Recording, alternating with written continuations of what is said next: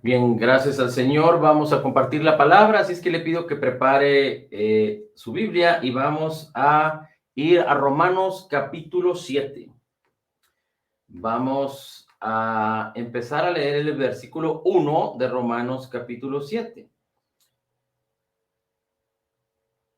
Y Romanos capítulo 7 es entendible que es la consecuencia o es lo que le sigue al capítulo 6.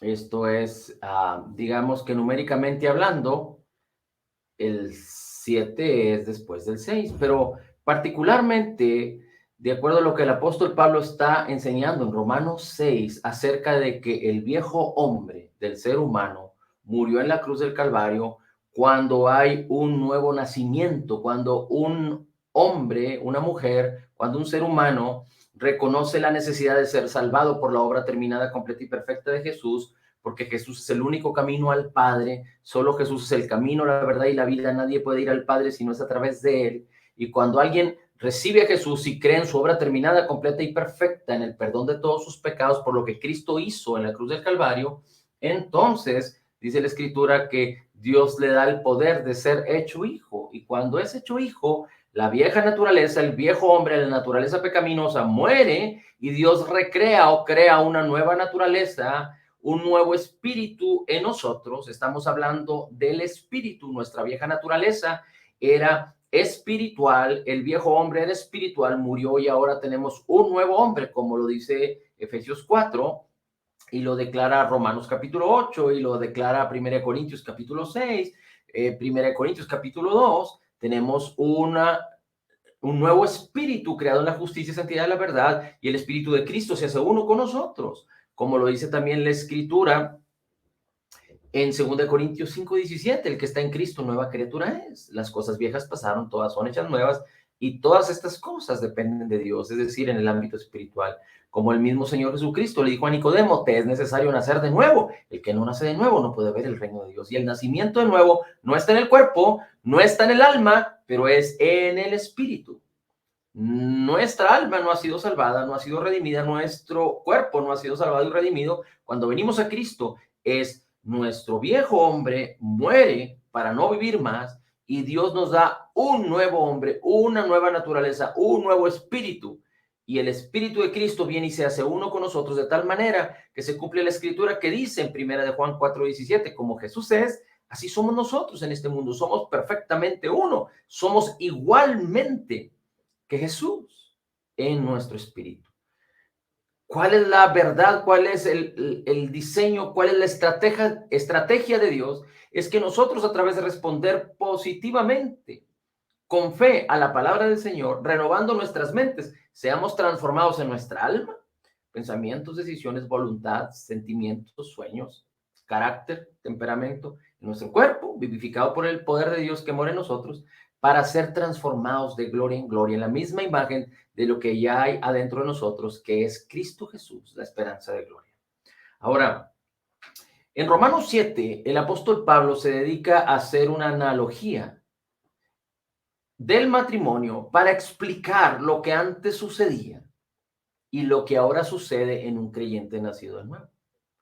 Y aquí está hablando particularmente de la ley, de la gracia y la verdad. Por un lado, de la ley y por otro lado, de la gracia y la verdad.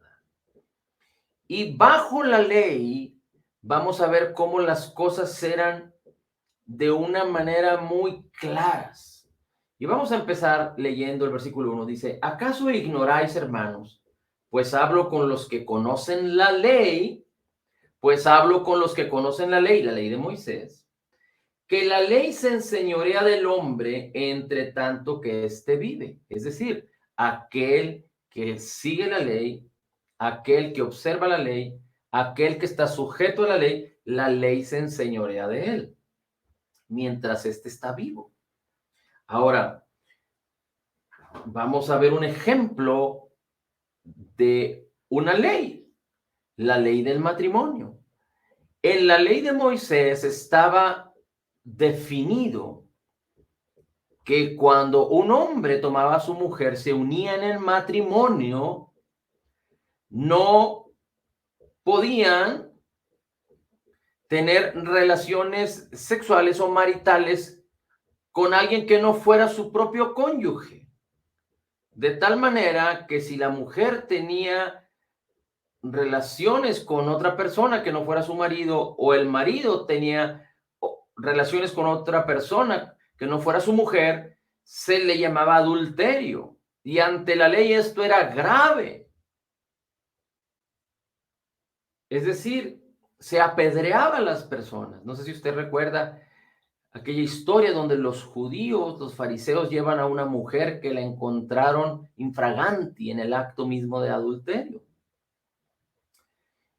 Y el Señor Jesucristo, cuando lo cuestionan acerca de qué harían con esta mujer, Él les dice, les pregunta, ¿qué dice la ley de Moisés? Y ellos contestan, tiene que morir apedreada. Y Jesús les dice, el que esté libre de pecado, que tire la primera piedra. Y los fariseos se van porque no pudieron resistir, no pudieron pasar, no pudieron aprobar la palabra de Jesús. Y después Jesús le dice a aquella mujer, ¿dónde están los que te condenan? No están ya. Y Jesús le dice, ni yo te condeno, vete y no peques más. Así es que dice aquí, versículo 2, porque la mujer casada está sujeta por la ley al marido mientras éste vive, pero si el marido muere, ella queda libre de la ley del marido. Ahora, es importante algo. La dureza del corazón de los hombres en el pueblo de Israel causó que Moisés les diera oportunidad a los hombres de divorciarse por la dureza de su corazón. No es la intención de Dios, no fue el origen de Dios, no fue y no es el deseo de Dios que dos personas que están unidas en matrimonio, un hombre y una mujer, se divorcien.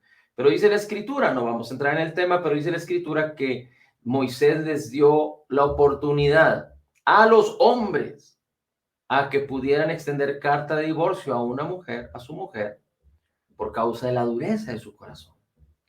Pero las mujeres no podían hacerlo. Las mujeres, bajo la ley de Moisés, estaban sujetas a que una vez unidas en matrimonio tenían que permanecer así hasta que murieran ellas o hasta que quedaran libres de la unión matrimonial por causa de la muerte de su marido. Así es que este es el ejemplo. Dice, pero una mujer casada está sujeta por la ley al marido mientras éste vive. Por la ley de Moisés estaba sujeta para siempre a la ley del marido mientras el marido vive. Dice, pero si el marido muere, ella queda libre de la ley del marido, es decir, la ley la absuelve, de tal manera que si en vida del marido se une a otro varón, será llamada adúltera. Pero si su marido muere, es libre de esa ley, de la ley del marido, de acuerdo a la ley de Moisés, de tal manera que si se une a otro marido, no será adúltera, sino será un matrimonio válido si se vuelve a unir a otro marido, si se vuelve a casar y unir a otro hombre. Versículo 4. Así también nosotros, hermanos míos, hemos muerto a la ley mediante el cuerpo de Cristo, para que seáis de otro, del que resucitó de los muertos, a fin de que llevemos fruto para Dios.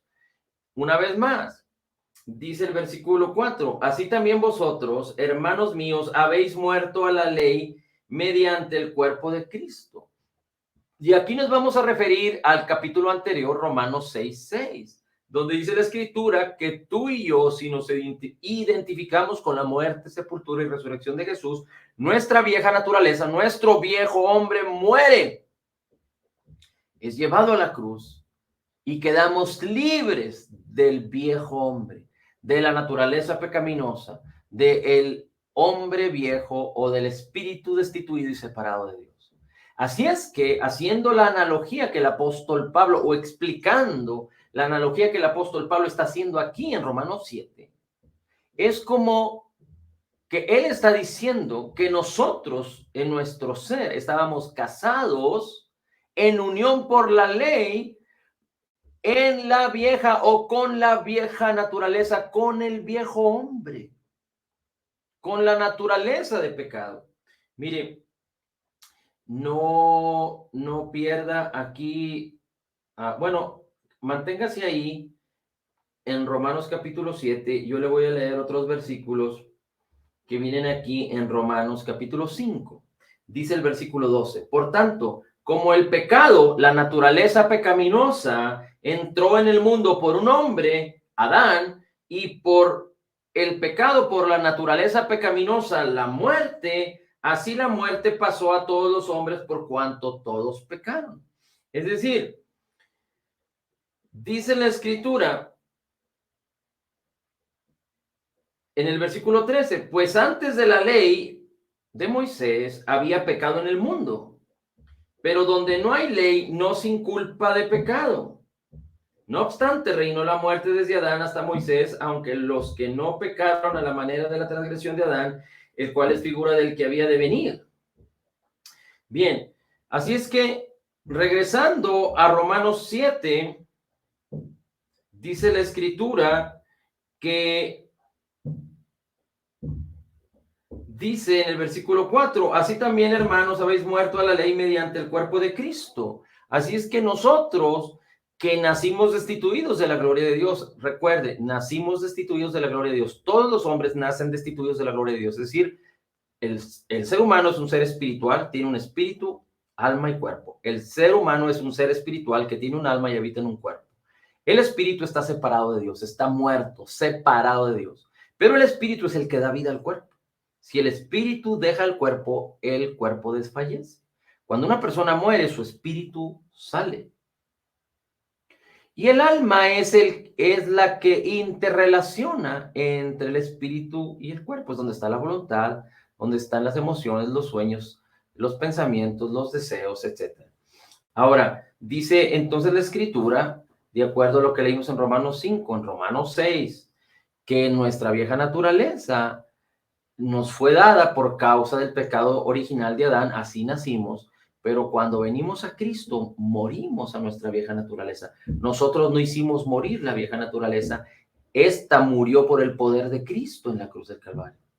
Así es que, así como murió nuestra vieja naturaleza, es como el apóstol Pablo define esta analogía y dice que nosotros, como la mujer que estaba unida y sujeta a su marido mientras éste vive, así nosotros estábamos unidos y sujetos a nuestra vieja naturaleza, a nuestra naturaleza pecaminosa mientras estábamos sin Cristo, pero una vez que venimos a Cristo, la naturaleza pecaminosa murió. Nosotros quedamos libres para podernos unir a otro. ¿A quién? A Cristo.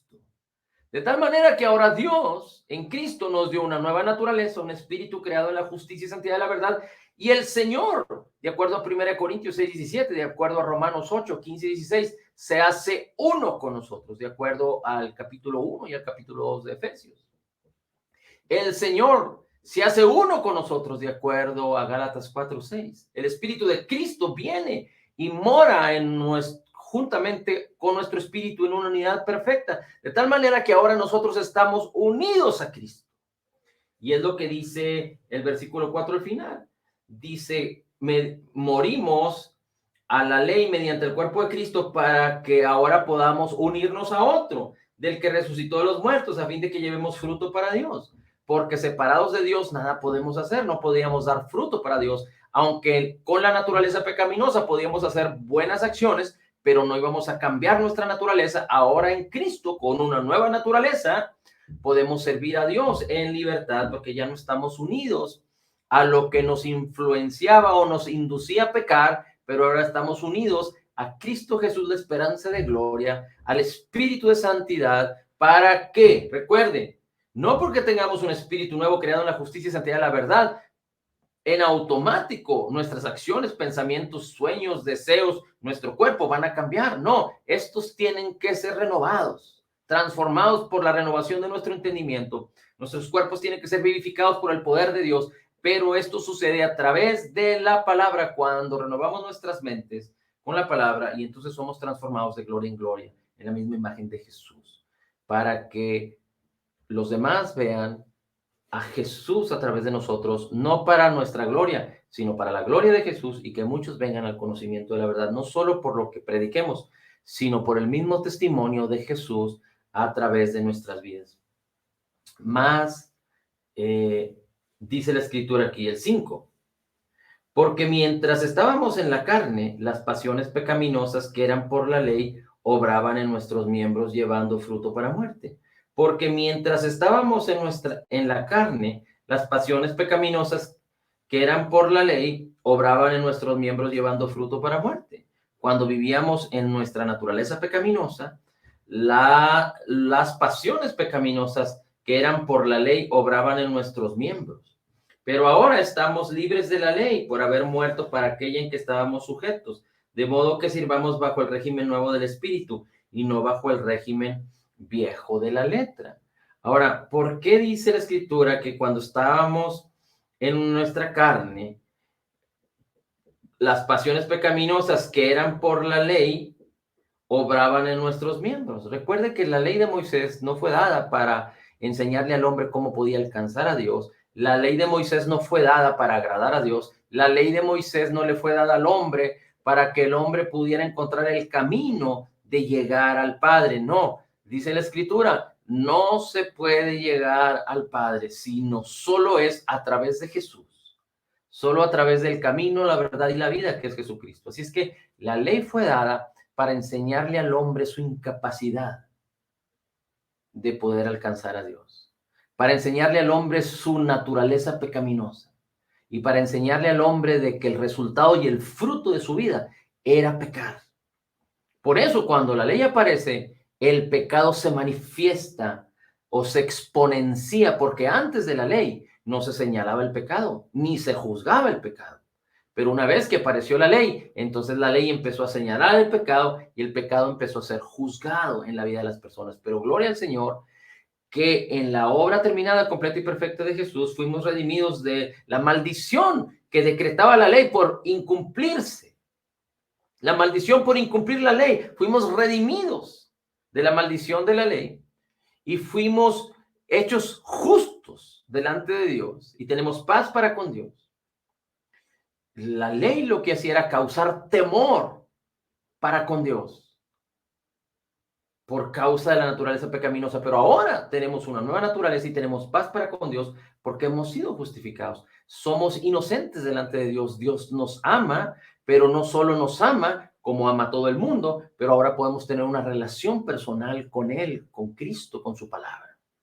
Y el Espíritu que mora en nosotros da testimonio a nuestro espíritu, el Espíritu Santo da testimonio a nuestro espíritu que somos hijos de Dios, que somos la justicia de Dios, que somos inocentes ante Dios. Y ahora podemos tener comunión con el Señor y cumplir el propósito de Dios aquí en la tierra y poder manifestarlo y poder ser transformados y poder ser beneficiados con todo lo que Dios nos concedió por gracia en Cristo Jesús para vivir en lo mejor de Dios, a la manera de Dios, en el nombre de Jesús. Así es que la ley fue dada para señalar el pecado del hombre, nunca fue dada para justificar al hombre, porque el hombre no puede ser justificado por las obras de la ley, porque no puede cumplirlas. La ley de Dios, la ley de Moisés, la ley que Dios le dio a Moisés es una ley que los hombres no pueden cumplir y no se dio con el propósito de agradar a Dios.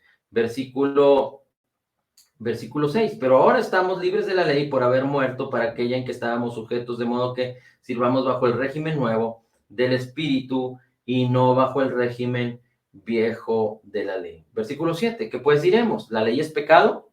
En ninguna manera. La ley no es pecado. La ley es justa, pero no puede justificar al hombre. La ley es buena, pero no puede hacer bueno al hombre. La ley es perfecta, la ley proviene de Dios, pero no puede cambiar la naturaleza del hombre.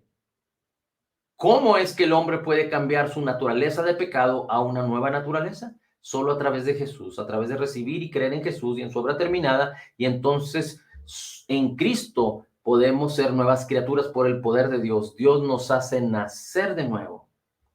Y el que está en Cristo, nueva criatura es.